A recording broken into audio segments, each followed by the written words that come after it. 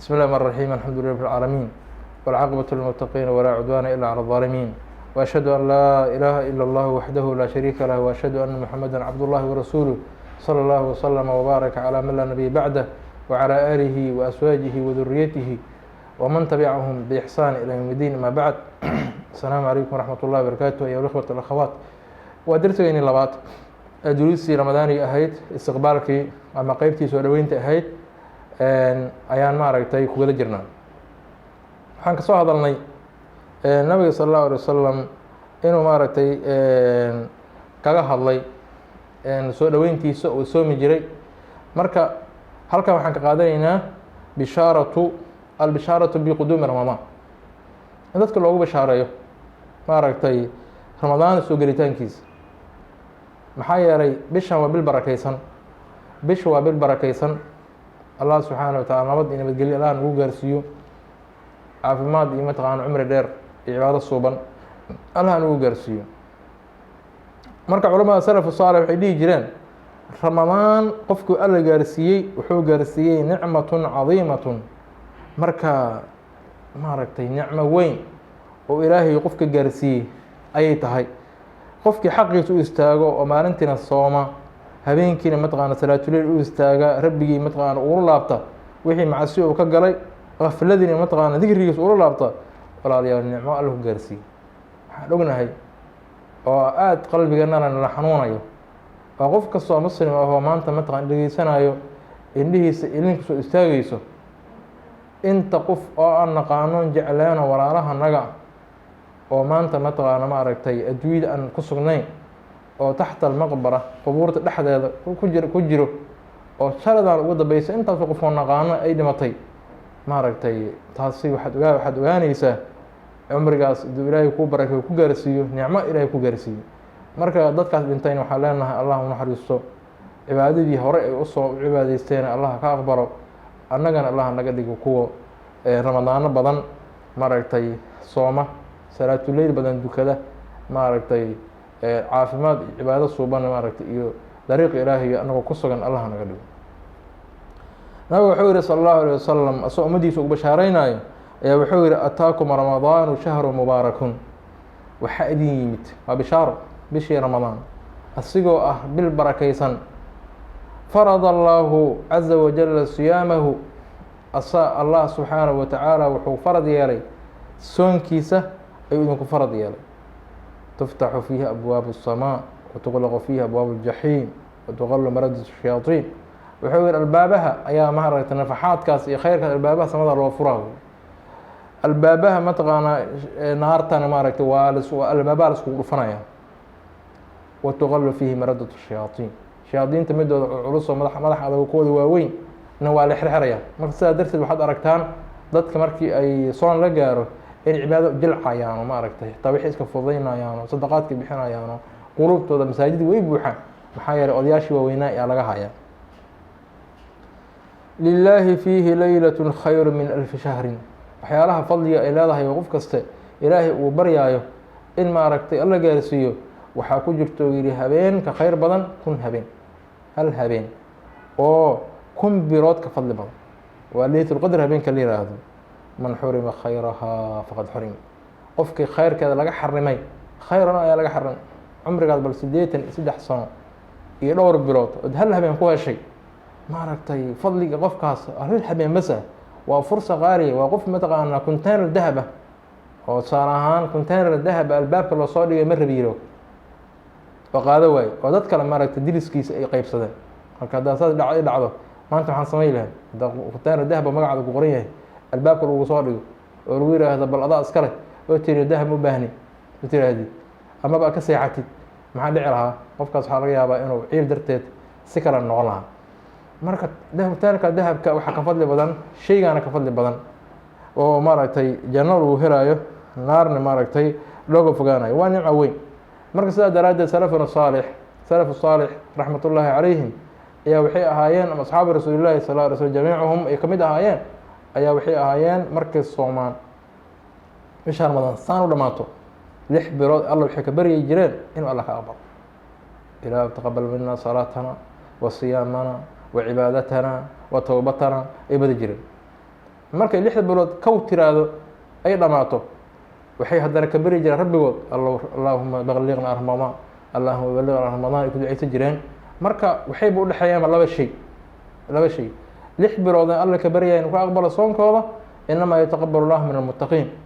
waa imaa inay sugaan haddana fursaddii kore labaad, inta tii hore ay u xirantay xisaabteeda ay xirteen, midii labaad haddana ay maaragtay allah subxaanahu watacaala weydiisan jireen. marka walaalayaal qofka noocaas ilahay qofka ku gaarsiiyo bishaas maaragtay in laga faa'iideysto ayaa laga raba mawsim alkhayraat. wax kastoo cibaado ah oo lambar 1 ay ka tahay, lambarka koobaad qiraa'atu kitaab illaahi alkariim. marka waan u tegi doonaa fadaaishiisa iyo waxaas oo dhan u tegi doonaa, laakiin horodhac ahaan maaragtay in kitaabka ilaahay akhrintiisa la badiyo, qur-aan akhriska la badiyo, istikfaarta la badiyo, ducada la badiyo. marka ma taqaanid mana ogid ramadaankan hadda aan soo socdo hadda imaan doono kii kugu dambeeyay inuu yahay in kale ma taqaanid. marka ugu faa'iideyso sidii adigoo mid dambe aan kulmayna oo kale haddaad gaartidna ilaa maba ogide haddana ku shukri allah subxaanahu watacaala ku gaarsiiyey, allahaas ku shukri. marka sidaasoo mataqana nabiga sal lla alay wasalam ummaddiisa ugu bashaareyn jiray. marka midda kale oo waxay tahay maaragtay in aan sii ogaano ay fiican tahay ramadaanka ma sunnaa mise waa waajib, muxuu yahay in la soomo. marka soonka ramadaanka oo la soomo wuxuu ka mid yahay min arkaani alislaam, 5 tiir oo islaamka ah oo maaragtay islaamku ku taagan yahay. waa tiirka afraad ayuu ka mid yahay, tiirka afraad ayuu galaya. waxaana daliil u ah xadiis ibnu cumar radi allahu canhuma ou yihi bukhaari muslim ay soo saareen buniya alislaamu calaa 5 shahaadati an laa ilaaha ila allah wa ana muxamada rasuulu اllah wa iqaami الصalaati wa itaaءi الzakaa wa siyaami ramadaan wa xaji beyt illahi alxaram. diinta islaamka buniya alislaamu calaa 5 ay calaa 5 arkaanin, 5 tiir ayaa lagu dul dhisay. shay marka la dhisaayo asaaska guriga waxaa asal waa marka godadka la qodo tiirarka guriga ka kacayo. marka guriga la dhisaayo markii 10 dabaq la dhisaayo iyo markii guri caadi la dhisaayo dhulka ku siman iyo guri 5 dabaq marka la dhisaayo isku mid ma ah. mid kasta tiirarka ayaa mataqaana loo qiyaasaa. nimanka injineerada ah ayaa cilmigaas mataqaana nooga cilmi badan. marka tiirka waxaa la yihahdaa maayo waxa shay lagu dul dhiso. marka islaamka markii tiirarkaas markii 5 la taago waxa kale kasoo haray waxay noqonayaan ashyaada kale oo mataqaana ku hareereysan ay noqonaysaa. marka 5taas tiir waxaa kamid ah wa siyaamu ramadaan, bisha ramadaan in la soomo ayaa maaragtay 5 tiir oo islaamka ayaa kamid ah. taasina marka waxaa daliil u ah iyadoo ka sii cad liqowlihi tacaala yaa ayuha aladiina aamanuu kutiba calaykum الصiyaamu kamaa kutiba calى aladiina min qablikum lacalakum tattaquun ayaama macduudaat. allah subxaanahu watacaala farad yeelidiisa soonka sanadii 2 ee hijriga ayaa la farad yeelay. sana الثaaniya min hijra hijrat الnabiy sal اlه alay waslm min maka ila madiina ayaa la farad yeelay. waxaa kasii horey soon hordhaca oo sanadii koowaad ee waajib ahaa oo ah soom yowma cashuura ayaa kasii horeeyey. marka allah subxaanahu watacaala asoo muminiinta la hadlaayo iyo wuxuu yihi kutiba calaykum الصiyaamu kamaa kutiba calى aladiina min qablikum. marka dadka laga hadlaya waxay tahay dadka gaalada oo diinta islaamka asl islaam towxiidka aan haysanin ayagaa laazim kuma ah. sababt maxay tahay aslu diin ma haystaan. maxaa jirta marka maxaa loo farad yeelay lacalakum tattaquun. waxyaalaha oo aad maaragtay ka faa'iideysanaysaan waxay tahay tattaquuna allah, inaad alla kaga baqdaan, taqwo aad ka kororsataan. marka qofkii soomo oo soonkiisa taqwallaahi aanan ka kororsanin soonkaas calaama su-aal ayaa saaran. haddana sanadka dhan ma ahane alla wuxuu leeyahay ayaama macduudaat, waa maalmo kooban la tiriyo 29 iyo 30 aan ka badnayn. alla wuxuu yihi faman shahida minkum الshahra falyasumhu waman kaana mariidan calى safarin faciddat min ayaamin ukhra. marka qofkii asagoo xaadir ah nool safar ahayn jiranayn maaragtay haddii dumar tahayna maaragtay aan xaa'ida ahayn nifasaa ama dhiiga ayn mataqan maaragtay isheeg ahayn amaba qof xanuunsana sariir saar ahayn falyasumhu axadkaas ha soomo. marka waxaa jira loo farad yeelay xikam iyo waxaa jirto oo maaragta aan soo koobi doono loo farad yeelay. kow midda kale waxay tahay huwa sirun baynaka wa bayna rabbik. rabbiga iyo adiga waa sir idinka dhexaysa, waa sir idinka dhexayso maaragtay cid og aan lahayn.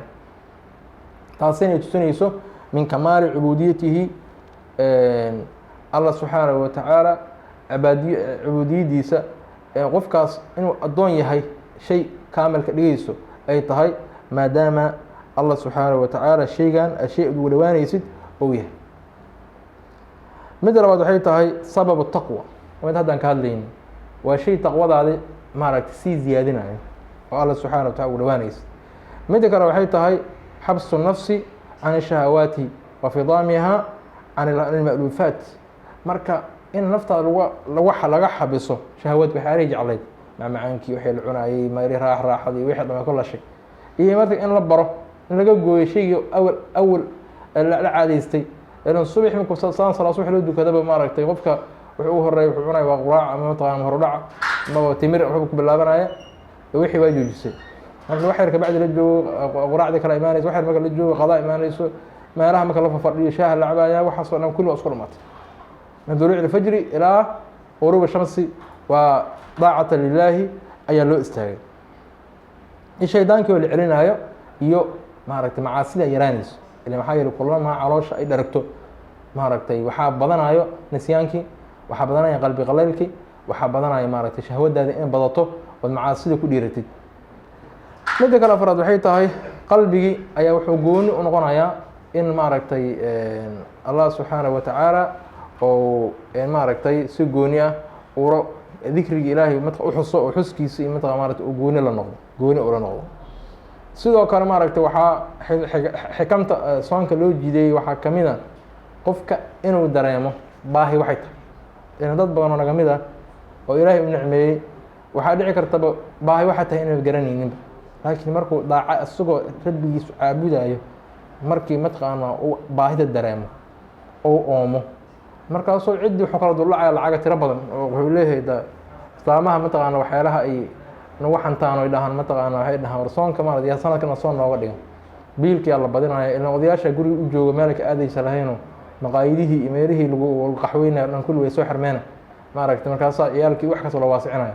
marka baahi waxay tahay dareemaysaa. marka baahidaas marka dareentid aad waxaad u naxariisanaysaa oo dadka zamanka dhan sanadka dhan ay u tahay mataqaana soon oo mar wax helaya mar wax weynayo, biyo macaano mataqaana sifaysan aan helaynin, cunto mataqaana uu cuno maaragtay ku filan uu helaynin, maaragtay wax un markaas nafta un lagu celinaayo laga yaabo inuu helo inuu waayo laga yaabo. markaas kabacdi oo mataqaana alla nimcadiisu nimcadu ilaahay mataqaana u galay uu dareemo, markaas mataqaana alla uu ku shukriyo nimcada u haysto. waxyaalaha kale sidoo kale oo xikamta ku jirto, xikmadaha ku jirta soonka ee waxaa ka mid a marka tii hore haddaan ka bixin, marka walaalayaalow adduunku waad aragteen, khaasatan dadkan luqadan kula hadlayno soomaalida waad aragteen duruufihii ayaa adkaaday, meelo badan baahi ayaa ka jira, meelo badan abaaro ayaa ka jirta, meelo badan culaysyo badan aa jiro. marka dad qof kastaba waxay dhihi jireen geed kasta intii hoos taalla ayaa gubtee, qof kasta qaraabadiisa iyo dadkiisa oo mataqaana baahan si ka yihin wax un mataqana ha loo tuuro oo ha laga warqabo oo dadkaasi ha loo gargaaro si macnaha mataqaana allah subxaanahu wa tacaala annagana noo gargaaro. haddaana saas yeelin allah subxaanahu wa tacala annagana waa imtixaamay, ayagana imtixaamihii way ka baxayaan. marka saas darteed marka waa in la dadaalaa. marka xikamta sidoo kale waxaa ka mid ah min fawaa'id saxiya, waxyaalaha laga helo caafimaadka. qofka markii uu mataqaana si nidaamka soo laaf dheefshiidkiisa oo soomo oo maaragtay dhiig, waxay dhahaan culummada markay ka hadlayaan ibnu qayim gayrigu markay ka hadlayaan waxay dhahaan maaragtay xitaa waxaa soo barbaarayo beerkii, waxaa barbaaraya calooshii mataqana dufta caloosha ku jirto oo maaragtay wasaqdii wixii dhammaay maaragtay way ka baxayaan, dheefshiidkii ayaa mataqaana awood yeelanayo, dhiiggii casaa ayaa mataqaana wareegiisa iyo afududaanayo, wax badan. marka sanadkaas kaamilka maadaama ay soo shaqaynayso 11 bilood caloosha soo shaqaynaysay, bishaas markaa nasiino hesho waad aragteen raaxa iyo waxay dareemaysaa caloosha muddadaas ay dareemaysaa. marka waa in mataqaana aydan lagu dadaalaa fawaa'idkiisa iyo waxyaalaha mataqaana marku soo arooray walaalayaal wax la soo koobi kara maaha soon. marka dadka xanuunsan, dad badan oo xanuunsan waxyaalaha lagu daweeyey ayaa waxaa ka mid ahayd waxyaalaha ka mid ah soon ayaa lagu daweeyey oo maaragtay dad xanuuno ku dhaceen oo sida khaasatan cudurka loo yaqaan cholesterolka la yiraahdo, cudurka cholesterolka la yiraahdo oo laga yaabo dad badan oo dhageysanaya maaragtay inay qabaan ama iskaga shakiyaan.